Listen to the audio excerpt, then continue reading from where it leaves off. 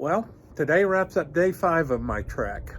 I've gone just over 2,100 miles since I left Dallas and 1,600 since I left the Mexican border. This morning I started off in North Platte, Nebraska, where I visited the Golden Spike Observation Deck. The world's largest rail yard is there in North Platte, and the observation deck first starts off with a video explaining what they do, and then observation decks to watch as they're working over the yards. And just to give you perspective, the yard is 2 to 3 miles wide and 8 to 10 miles long, depending on where you are.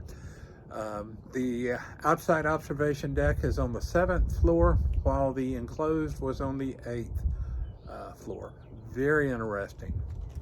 I was a little disappointed when I pulled up at the Cody Park Railroad Museum because it was just 2 engines, and one of the engines had a number of cars and a caboose tacked on.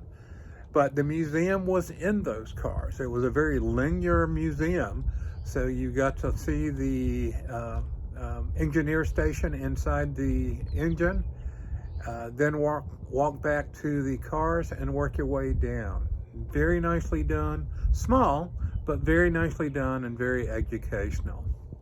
From there, I was on the road. Not much to see along the way. Well, not much to stop and do along the way. Plenty to see. The Nebraska sandhills are beautiful. I had no idea Nebraska was as pretty as it is. It was quite the surprise. Very enjoyable.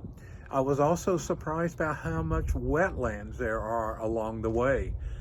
The sand hills are, well, obviously sand hills, but as these hills and valleys go along, some of the valleys are so low that the water table is higher than the valley floor, so there's these wetlands that have been created. Very beautiful, very scenic, and just well worth stopping and doing some photos along the way. South Dakota, the terrain changed fairly quickly from these rolling, gentle hills to much steeper, higher hills and much deeper valleys. There was not that dramatic of outcroppings like I saw yesterday in Kansas, but very much deeper valleys. Had one challenge. US 83 was washed out. They're doing construction just before I-90, and so to get around the construction you have to go on a dirt road. Evidently they had storms last night, this morning, that washed that out, so I had to detour. I would have been upset by that, except for the fact that there were buffalo. I decided to use the gravel state highway to go up and connect back with 83 again, instead of going down to the paved road, which was another 30 miles farther along. And I was so glad I did. It was beautiful country, and there were these herds of buffalo. I've seen buffalo several times, but I've never seen a huge herd of them out on their native habitats, these great plains up here in the Dakotas. It was just stunning. I can only imagine what those herds looked like when they numbered in the thousands instead of the hundreds. This evening, while I was in Pierre, the locals corrected me very quickly. It's not called Pierre, it's called Pierre. And I was having dinner at Mad Mary's Steakhouse, and I was talking with a couple of the locals, and my love of history came out.